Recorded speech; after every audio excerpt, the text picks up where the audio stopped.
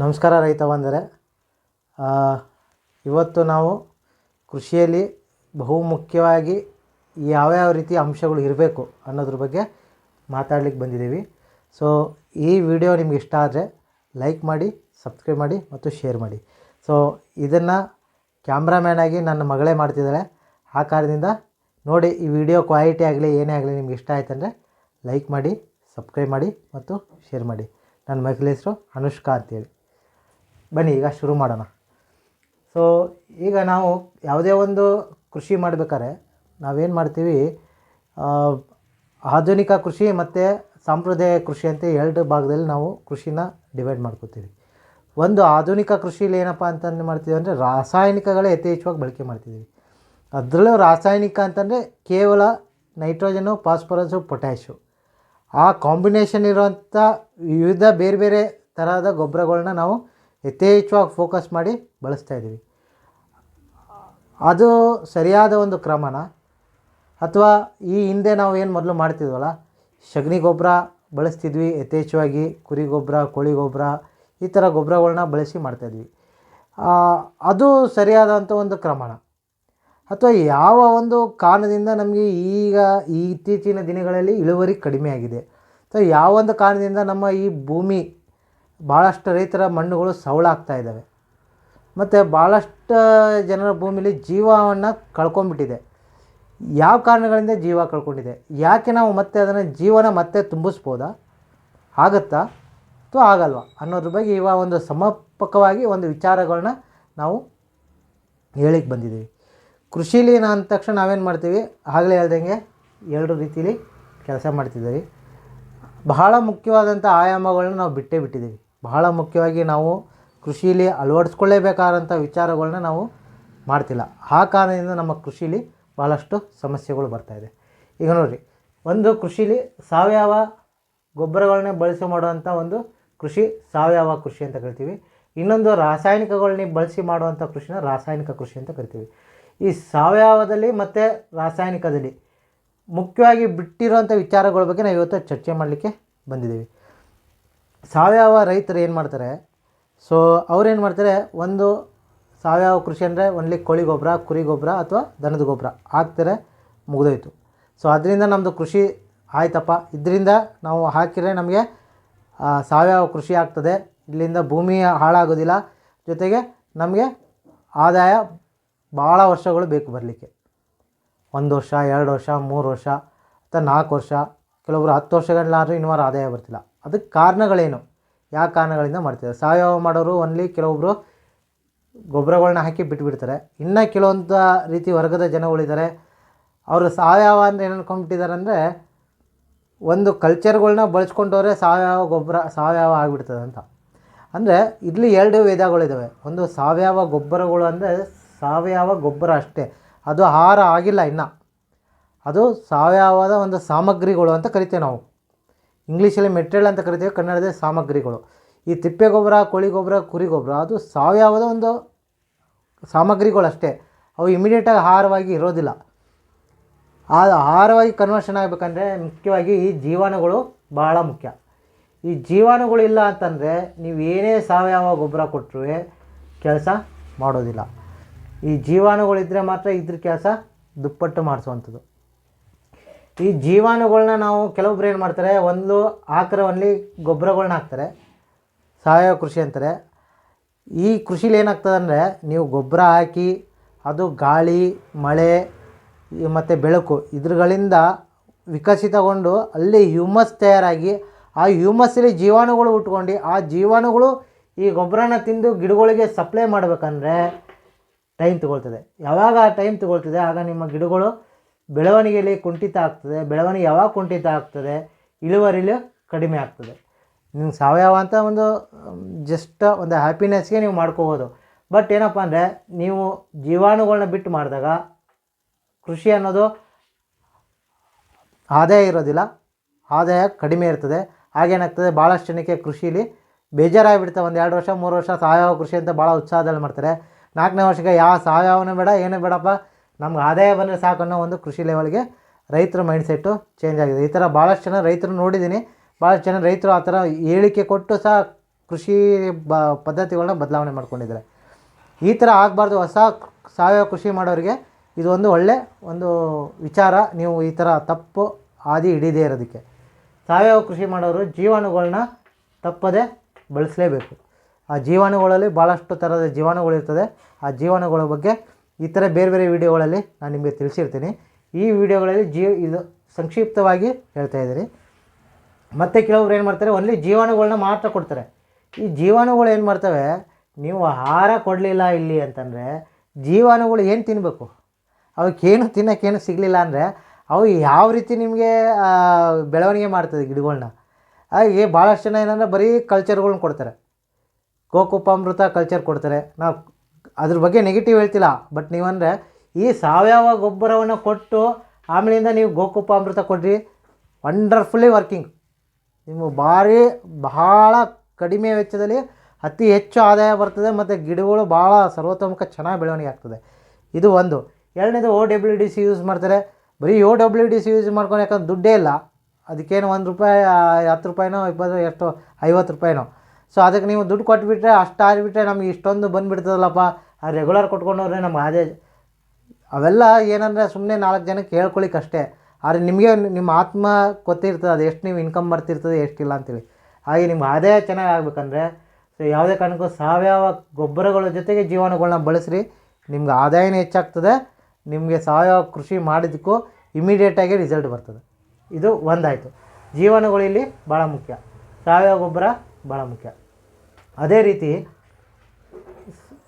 ಈ ರಾಸಾಯನಿಕ ಗೊಬ್ಬರ ಯಾರು ಈಗ ನಾವು ಸಾವಯವದಲ್ಲಿ ನಮ್ಗೆ ಮಾಡೋಕ್ಕಾಗಲ್ಲ ಅಥವಾ ಸಾವಯವ 100% ಮಾಡೋಕ್ಕಾಗಲ್ಲ ಅಂದವ್ರಿಗೆ, ಸೊ ಅಂಥವ್ರಿಗೆ ಏನು ಮಾಡೋದಂದರೆ ನಾವೇನು ಹೇಳ್ತೀವಿ ಅಂದರೆ 50% ನೀವು ಸಾವಯವ ಗೊಬ್ಬರಗಳಿಗೆ ಡಿಪೆಂಡ್ ಆಗಬೇಕು.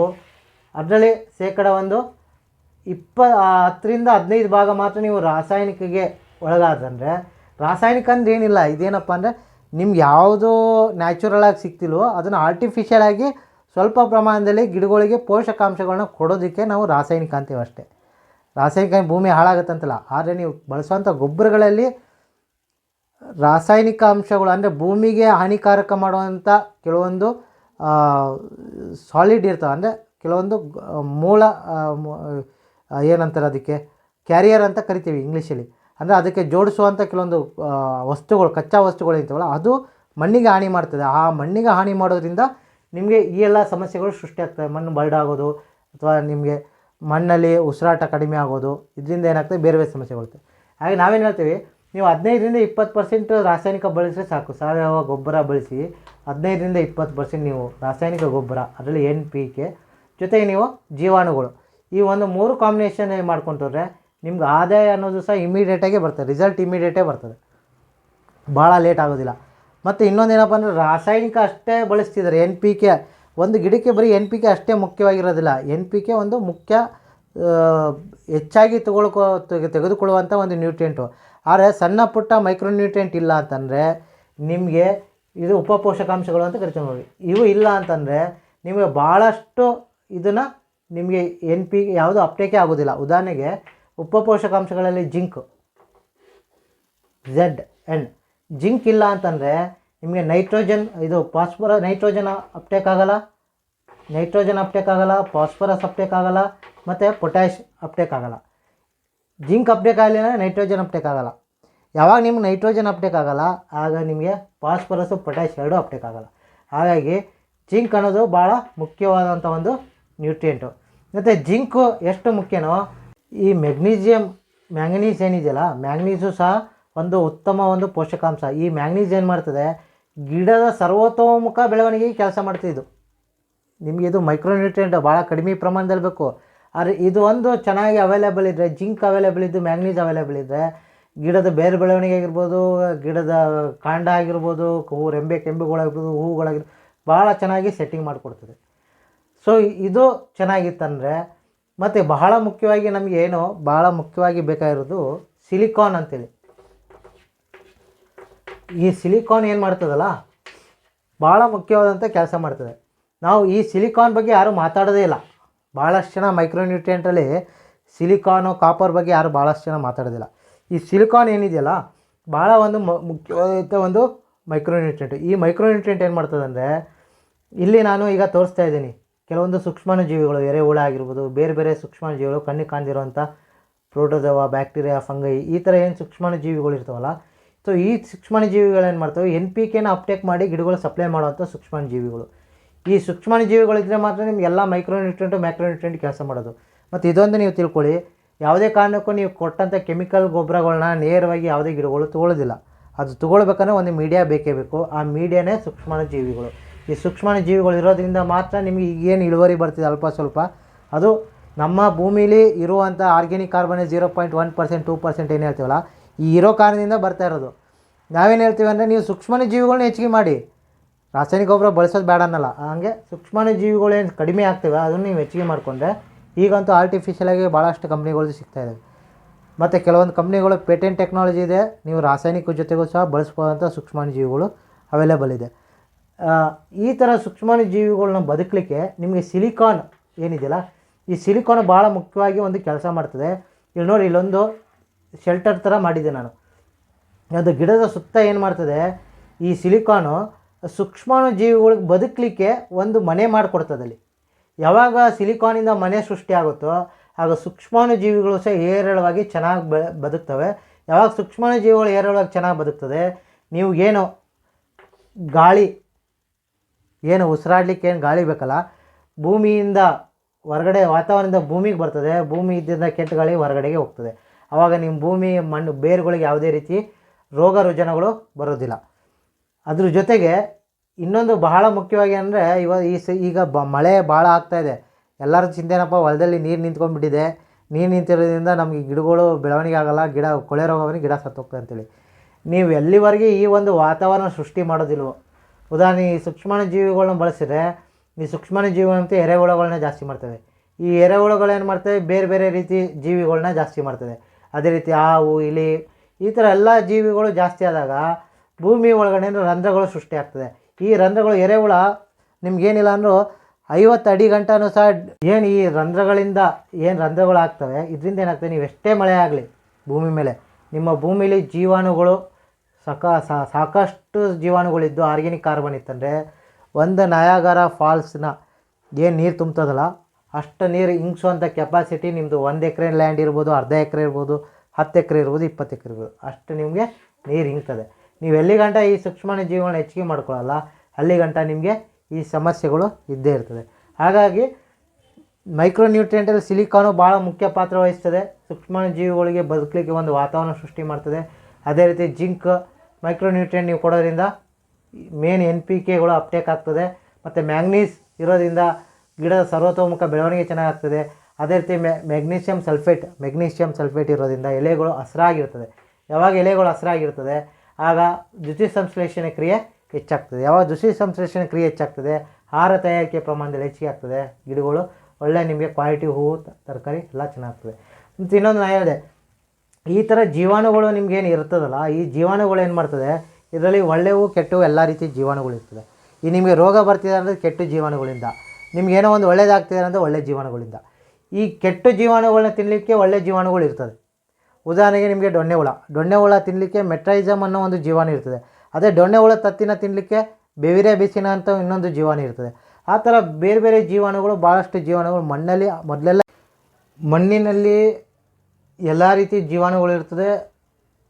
ಟ್ರೈಕೋಡರ್ಮ ಆಗಿರ್ಬೋದು, ಸುಡೋಮೋನಾಸ್ ಆಗಿರ್ಬೋದು, ಬಸಿಲಸ್ ಆಗಿರ್ಬೋದು, ಆಕ್ಟಿನೋಮಿಸಿಸ್ ಆಗಿರ್ಬೋದು, ಮೈಕೋರೈಡ್ ಆಗಿರ್ಬೋದು, ಇವೆಲ್ಲ ಸ್ವಾಭಾವಿಕವಾಗಿರ್ತವೆ. ಅಥವಾ ಇಲ್ಲ ಅಂತಂದರೆ ಮಾರ್ಕೆಟಲ್ಲಿ ಸಿಗುವಂಥ ಜೀವಾಣುಗಳನ್ನ ತೊಗೊಂಬಂದು ನೀವು ಮಣ್ಣಲ್ಲಿ ಬಳಸೋದ್ರಿಂದ ನೀವು ಮಣ್ಣಲ್ಲಿ ಎಲ್ಲ ರೀತಿಯಾದ ರೋಗ ರುಜಿನಗಳನ್ನ ನೀವು ಕಂಟ್ರೋಲ್ ಮಾಡ್ಕೊಂಡ್ಬಿಟ್ರೆ, ಅವು ಏನು ಮಾಡ್ತವೆ, ಎಲ್ಲವನ್ನು ಒಳ್ಳೆಯದು ಕೆಟ್ಟದ್ದು ತಿಂತದೆ. ಈ ಥರ ನಿಮ್ಮ ಮಣ್ಣಲ್ಲಿರುವಂಥ ಮಣ್ಣಿನ ಫರ್ಟಿಲಿಟಿ ಚೆನ್ನಾಗಿ ಮಾಡ್ಕೊಂಡ್ಬಿಟ್ರೆ ಉಳಿದಿದ್ದೆಲ್ಲ ನಿಮಗೆ ಸಂಪೂರ್ಣ ಚೆನ್ನಾಗಿ ಬರ್ತದೆ.